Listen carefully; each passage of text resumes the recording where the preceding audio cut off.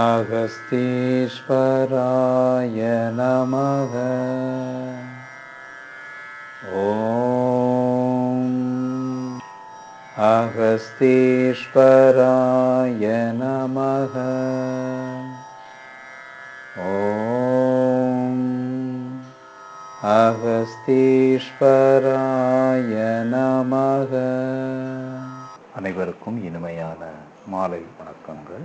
இன்பமும் துன்பமும் இல்லானே உள்ளானே, அன்பருக்கு அன்பனே யாவையுமாய் அல்லையும் ஆம். நீ பரம்பொருள் அப்படின்னு சொல்லும்போது உனக்கு இன்பம் துன்பம் இல்லை. பரம்பொருளுக்கு என்ன இல்லை? இன்பமும் இல்லை, துன்பமும் இல்லை. ஆனால் எல்லா உயிர்களுக்கும் அனைத்துமாய் இருக்கும்போது அதில் உன்னுடைய தன்மை இயங்குவதனால அந்த உயிர்களும் இன்ப துன்பங்கள் உன்னுடையவைகளாகும். உனக்குன்னு தனிப்பட்ட இன்ப துன்பம் எதுவும் கிடையாது. அந்த உயிர்களாக இருக்கக்கூடியதுக்குள்ள இயக்கம் நடக்கும்போது அந்த உயிர்கள் அனைத்திலும் என்ன அது அனுபவிக்குது? இன்பத்தையும் துன்பத்தையும் அது அனுபவிக்குது. அப்படி அனுபவிக்கக்கூடியது அது உன்னுடையதாகவே இருக்குது உயிர்களில் வரும்போது. அப்படி இருக்கக்கூடிய ஒன்றை யார் ஒன்றை அழுத்தமாக ஆணித்தரமாக ஒவ்வொரு நிமிடத்திலும் ஒவ்வொரு க்ஷணத்திலும் உன்னை நினைக்கும் போது, உன்னை யார் நினைக்காங்களோ அப்படி நினைக்கக்கூடியவங்களுக்கு நீ முற்றிலும் என்ன ஆயிருக்க? நீ சொந்தமாகின்றாய். நான் உயிரென்று, நான் உடலென்று, நான் இங்கே இருக்கக்கூடிய பூமி சார்ந்தது நினைக்கும் போது எனக்கு இன்ப துன்பம் உள்ளது. நான் நீ என்று நினைக்கும் போது, அந்த ஒளியாக நான் நினைக்கும்போது, அந்த நாதமாக இருந்து நான் ஒளியாக நானாக உணர்வில் ஆழமாக போகும்போது என்ன நடந்துடுது? ஒன்றை நான் நினைக்கும்போது நீ முற்றிலும் எனக்கு சொந்தமாகின்றாய். நீ முற்றிலும் எனக்கு சொந்தமாயிருத. அப்படி நீ சொந்தமாகும்போது நீ இந்த உலகத்தில் அனைத்துமாக இருப்பதை நான் உணர்ந்துகிறேன். அப்படி அனைத்துமாக இருக்கக்கூடிய உன்னுடைய நிஜ சொரூபம் எந்த விதத்திலும் சிறிதளவு கூட மாறலை. ஒவ்வொன்றுக்குள்ளேயும் இருக்கக்கூடிய அந்த உண்மையை ஒன்றை பற்றி உள்ளது நீ எப்படி பொருளாக இருக்கிறாயோ அப்படியே எல்லா காட்சிகளுமாக எல்லாமாக இருந்தாலும் அதற்குள்ளே ஊடுருவி பார்க்கும்போது அந்த பரத்தில் எப்படி இருக்குதோ அதே போல் தான் இருக்குது. வெளி ரீதியான இயக்கத்தில் தான் ஒரு ஜீவன் தன்னுடைய ஜீவனாக இந்த பிரபஞ்ச தொடர்பு உடைய உணர்வுகள் மேலே நிற்கிது. உள்ளே போய் பார்த்தா நீ அப்படியே தான் இருக்க. பரம்பொருளில் வெளியில் எப்படி இருக்கிறியோ அதே போல் உயிர்களுக்கு உள்ள உயிரினுடைய ஆழத்தில் நீ அப்படியே தான் இருக்கிற. ஒரு மாற்றமும் இல்லை.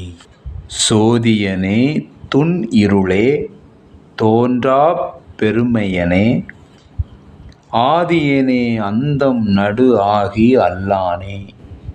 துன் இருள்னா பயங்கரமான இருட்டுன்னு அர்த்தம். எல்லா முரண்பாடுகளெல்லாம் என்ன செய்து உன்னிடத்து தான் கூடுகிறது.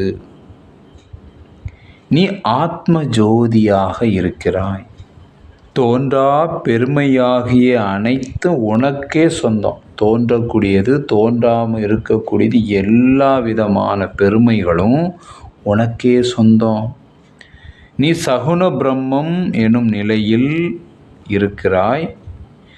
அப்போ சகுன பிரம்மம்னா என்ன? அது பிரபஞ்ச தோற்றம்தான் சகுன பிரம்மம் சொல்லுது. சகுனம்னா என்ன? செயலில் இருக்கக்கூடியது, அதாவது இயக்கத்தில் இருக்க எல்லாமே சகுன பிரம்மம். அப்போ சகுன பிரம்மமாக இருக்கக்கூடிய இந்த தோற்றத்துக்கு எல்லாத்துக்கும் ஆதியான மூலம் நீதான். சகுன பிரம்மம் எல்லாமே என்ன செய்யுது? அந்த ஆதி மூலம் என்று சொல்லக்கூடியதில் போய் இறுதியில் அது உன்னிடத்திலே ஒடுங்குகிறது.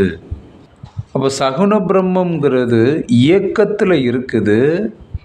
அடுத்தது என்னவாரு ஆதி மூலம் என்று வரும்போது அது என்னவாகிறது, அது நிர்குண பிரம்மமாக மாறுது. அப்போ நிர்குண பிரம்மத்தில் இருந்து தான் சகுன பிரம்மம் வருது. சகுன பிரம்மம் என்று சொல்லும்போது பிரபஞ்ச இயக்கம், அங்கே எப்பவுமே அசைவில் இயக்கம் நடந்து கொண்டே இருப்பது.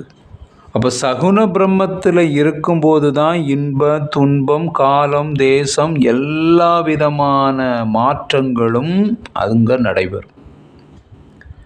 இப்படி இடைநிலையில் உள்ள உன்னிடத்தில் எல்லா விதமான மாற்றம் நடந்துட்டு இருக்கக்கூடியதெல்லாம் இங்கே தான் சகுன பிரம்மம் என்று சொல்லக்கூடிய பிரபஞ்சத்துக்குள்ளே தான் நடக்குது. நிர்குண பிரம்மமாக இருக்கக்கூடிய நிலையில் இந்த விகாரங்கள் இது எதுவுமே உன்னை வந்து தொடுவதில்லை. இப்போ நம்ம உடம்பில் என்ன நடக்குது அப்படின்னு நீங்கள் பார்த்தீங்கன்னா, சகுன பிரம்மம் நம்ம உடம்பில் இந்த உடல் இயக்கம் மனம் எந்திரியம் எல்லாமே சகுன பிரம்மம், எல்லாமே பிரபஞ்ச ரீதியான தன்மைக்கு நம்ம உடல் நடக்கக்கூடியதைத்தான் இந்த இயக்கங்கள் சொல்கிறோம். அப்போ நிர்குண பிரம்மம் எங்கே இருக்குன்னா, அது ஆத்மாவினுடைய அந்த ஒளி பிரகாசம் தான் நிர்குண பிரம்மம், ஒளியினுடைய உள்நிலையில் வரும்போது. அப்போ நாதம் என்பது என்ன செய்யுது, இது எல்லா சகுன பிரம்மத்தினுடைய சக்தி எல்லாம் ஒருங்கிணைத்து நாதம் எனும் அந்த பிரணவத்தோடு நிர்குணத்தை போய் அடைகிறது. உங்களுக்குள்ளதான் என்ன இருக்குது, இங்கே இருக்கக்கூடிய 2 பிரம்மம் இருக்குது. ஒன்று சகுன பிரம்மம் என்பது உடல் ரீதியான சக்தியை நாதமாக, அதை குண்டலினி என்று சொல்லுவோம். குண்டலினி எனும் நாதத்தை கொண்டு நிர்குணம் எனும் அந்த ஒளியில் போய் சேருகிறோம். இவ்வளோதான் விஷயம். ஆத்மீக பயணம் என்பது உங்களிடம் இருந்து தொடங்கி உங்களிடமே முடிவடைகிறது. உங்களிடமிருந்து உங்களுடைய உடல் ரீதியான உங்களுடைய மூலாதாரத்திலிருந்து உங்களுடைய ஆத்மீக பயணம் என்று சொல்லக்கூடிய யாத்திரையை நீங்கள் தொடங்கி உங்களுடைய அண்ணாக்கு உள்பக்கமாக இருக்கக்கூடிய அந்த சிதாகாசம் என்று சொல்லக்கூடிய ஆத்ம ஒளியில் உங்களை கொண்டு இணைப்பது தான் முதல் யாத்திரை. ஆத்மீக யாத்திரைன்னு சொன்னாலே இதுதான் யாத்திரை. பயணிக்கிறது. எங்கேருந்து பயணிக்கிறீங்க? மூலாதாரத்தில் இருந்து நீங்கள் அண்ணாக்கு மேலே இருக்கக்கூடிய உங்களுடைய ஆத்ம ஜீவன் எனும் ஆத்ம ஒளி இருக்கக்கூடிய இடத்துக்கு நீங்கள் பயணிக்கிறீங்க. இவ்வளோதான் நீங்கள் பயணிக்க உண்டான தூரம். ஈர்த்து என்னை ஆட்கொண்ட எந்தை பெருமானே, கூர்த்த மெய் ஞானத்தால் கொண்டு உணர்வார் தன் கருத்தின். ஈர்த்துன்னா வழியை இழுத்து, ஈர்த்து அப்படின்னா இழுத்து எடுத்து, எந்தைன்னா என் தந்தையாக இருப்பவரே. கூர்த்த அப்படின்னா கூர்மையான, பயங்கர ஷார்ப்பானவன். அப்போ ஈஷா அப்படின்னா என்ன மீனிங் அப்படின்னா, ஈசனாக இருக்கக்கூடிய நீ வழியை என்னை இழுத்து ஆட்கொண்டுள்ளாய். அவர் உங்களை ஈர்த்து ஆட்கொள்ளணும்னா அவர் தான் உங்களை ஆட்கொள்ள முடியும். நாம் போய் அங்கே ஆட்கொள்ள முடியாது. அப்போ அவருங்கிற அந்த ஒளி உங்களை ஆட்கொள்ளணும்னா உங்களுக்கு என்ன இருக்கணும்? ஒரு வெற்றிடம் உருவாகணும். எப்போ ஒரு வெற்றிடங்கிற வேக்கம் உருவாகுதோ அதுக்கு என்ன செய்யும்? அதை எல்லாமே அந்த சக்தி முழுவதும் அதை நோக்கி ஈர்க்க ஆரம்பிக்கும். அப்போ சிவம் எனும் ஒளி உங்களை ஈர்க்கணும்னா நீங்கள் வெற்றிடமாக வேண்டும். உங்களுக்கு என்ன இருக்கக்கூடாது? எந்த விதமான புலன் உணர்வோ மனமோ நான் எனும் அகங்காரம் எனும் அகந்தையோ எதுவும் இல்லாத ஒரு வெற்றிடமாக, ஒரு தூய நிலையில் அல்லது ஒரு வெற்றிட நிலையில் நீங்கள் உங்களை உருவாக்கும் போது உங்களுக்குள்ளே இருக்கக்கூடிய வெற்றிடத்தை நீங்கள் விரிவுபடுத்தும் போது யார் வராங்க? ஈஷா எனும் சிவம் உங்களை நோக்கி வருவார். அப்படி வரக்கூடிய நீ எப்படி இருக்கிறாய்? எனக்கு தந்தையாகவும் இறைவனாகவும் இருக்கிறாய். தந்தையாகவும் இருக்கிறது நீதான், இறைவனாகவும் இருக்குது நீதான். அப்படி மிக கூர்மையான மெஞ்ஞானம் படைத்திருப்பவர்களே, கூர்மையான அந்த மெஞ்ஞானத்தை படைத்திருக்கக்கூடியவர்களே உன்னை உள்ளவாறு உணர்ந்து கொள்வார்கள். யார் உணர்வாங்க? கூர்மையான மெய்ஞானத்தை படைத்திருக்கக்கூடியவங்க, அதை தூண்டி இருக்கக்கூடியவங்க, அதை வளர்த்திருக்கக்கூடியவங்க தான் அதை உணர முடியும். அதனால தான் சித்தர்கள் என்ன பண்ணாங்க? தெள்ள தெளிந்தாருக்கு தான் ஜீவன் சிவலிங்கம்னு தெரியும், வேற யாருக்கும் தெரியாது. ஜீவனே சிவம் எனும் நிலையில் இருக்குங்கிறது யாருக்கு தெரியும்? தெள்ள தெளிந்தார்க்கு. அந்த தெள்ள தெளிந்தாரத்தான் இங்கே என்ன சொல்றார்? கூர்மையான மெய்ஞானம், கூர்மையான அறிவு உள்ளவங்களால் மட்டும்தான் உன்னை இவ்வாறு உணர்ந்து கொள்வார்கள். அவங்களால மட்டும்தான் உன்னை இந்த மாதிரி உணர்ந்து கொள்ள முடியும், வேற யாராலையும் முடியாது. அப்போ என்னை மாணிக்கவாசகர் சொல்றார், இறைவன் தம்மை ஆட்கொண்டார் என்று இந்த இதன் மூலமாக நமக்கு உணர்த்துறாரு. எப்படி என்னை ஆட்கொண்டாரு? அப்போ சும்மா உருகள், ஏக்கம், அந்த பக்தி, யோகம், ஞானம் எல்லாம் கலந்தது தான் சரணாகதி எனும் ஒரு நிலை. அந்த சரணாகதி நிலையில் தன்னை முழுவதுமாக திளைக்க வைத்தவர் மாணிக்கவாசகர். அப்படி அவர் ஆகும்போது ஒரு வெற்றிடமாக இருக்கிறார். எந்த விகாரமும் எதுவும் இல்லாத ஒரு வெற்றிடமான ஒரு தூய்மையான ஒரு நிலையில் இருக்கக்கூடும்போது அந்த ஈர்ப்பு எங்கே இருக்குதோ அதை நோக்கி அது பாய்தியார் சிவம் ஆட்கொள்கிறார். அப்போ இதிலேருந்து நம்ம என்ன தெரிந்துக்கணும்? உண்மையிலே நம்ம தெரிந்து கொள்ள வேண்டியது, பக்தர்கள் எல்லாருமே இவ்விதம் உணர்கின்றன. ஒரு பக்தன்னா இப்படி தான் உணரணும். இப்படி உணர்றதுக்கு தான் தவம் மூலமாகவும், நம்ம தவம் செய்யறதுக்கான நோக்கம் என்னங்க? சும்மா நம்ம பாடல்களை படிச்சுட்டு போகிறதல்ல, இதெல்லாம் சாதனை. அவர் கொடுத்த ஒவ்வொரு விஷயமும் சாதனை. தன்னைத்தானே அந்த யோகத்திலும், அந்த பக்தி, யோகம், ஞானத்தில், அல்லது சரியை, கிரியை, யோகம், ஞானம் என 4 நிலைகளில் என்ன செய்கிறாரு? தனக்கு தானே செய்த சாதனை. இதை தான் சாதனைன்னு சொல்கிறோம்.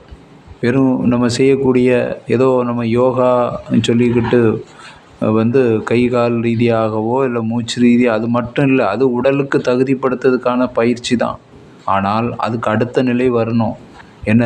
யோகம் சொன்னாலே அங்கே தியானம், தவம், கடும் தவம்.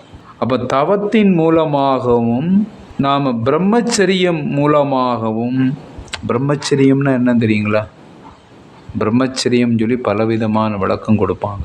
ஆனால் அங்கே சொல்லக்கூடிய பிரம்மச்சரியம் என்பது தீவிரம். அதுதான் பிரம்மச்சரியம். பிரம்மச்சரியம்னா உடல் ஒழுக்கத்தோடு தீவிரத்தை கூட்டுறது. தீவிரம்னா என்ன? வைராக்கியம். அதைத்தான் பிரம்மச்சரியம்னு சொல்கிறேன். அந்த வைராக்கியத்தோடு இருக்கும்போது தான் தவம் தீவிரமாகும்.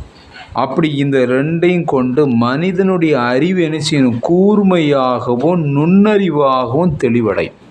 இந்த 2 காரியத்தை வச்சு தான் நீங்கள் கூர்மையாக, அது மிக நுட்பமாக இதை புரிந்து கொள்ள முடியும். அதனால தான் மாணிக்கவாசகனுடைய பாடலில் பொருள் அறிந்து செயல்படணும்னு சொன்னார்.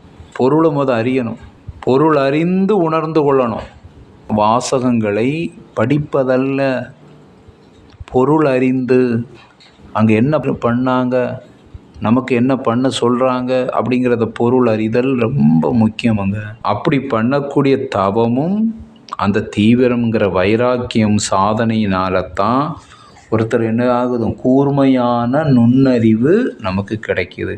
அப்படி அறிவை புத்திப்படுத்தி பண்ணுவது தான் சம்யோகம் அப்படின்னு சொல்லக்கூடிய ஞானம்.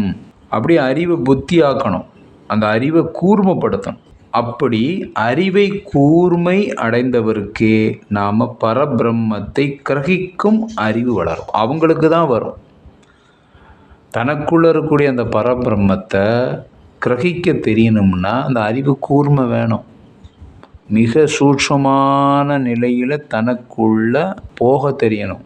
தன்னுடைய உடல் கடந்து, உடல் உணர்வை கடந்து, மனதை கடந்து, எண்ணங்களிலும் கடந்து, அந்த மிக சூட்சமாக இருக்கக்கூடிய உயிர் எனும் உள்நிலையில் இருக்கக்கூடிய அந்த ஒளியை உணரும் போதுதான் அங்கே தான் பரபிரம்மம் எனும் தனக்குள்ளே உணர உணர உணர அது எங்கும் வியாபித்து இருப்பதை உணர முடியும். அப்படி ஒரு கிரகிக்கக்கூடிய திறன் வேணும்னா தவமும் நீங்கள் வைராக்கியமும் அல்லது சாதனையும் செய்ய வேண்டும்.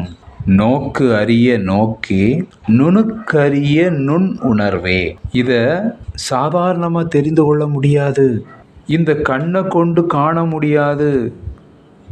ஆனால் தெளிந்த அந்த அறிவை கொண்டு உன்னை காணலாம். சாதாரணமாக நீங்கள் இதை பார்க்க முடியாது. தெளிந்த அறிவை கொண்டு உன்னை காணலாம். ஏன்னா நீங்கள் அவ்வளோ சூட்சமாக இருக்கிற அந்த சிவம் எனும் தெய்வீகம் அவ்வளோ சூட்சமாக இருக்குது. அந்த அறிவினுடைய நிலையை எந்த அளவுக்கு கூர்மையாக்குறாங்களோ அதற்கு ஏற்ப தான் ஒன்றை உணரப்படுகிறார். எந்த அளவுக்கு அவங்க தெளிவுபடுத்தி கூர்மைப்படுத்தி பண்ணுறாங்களோ அந்த அளவுக்கு தான் உன்னை உணரப்பட முடியும்.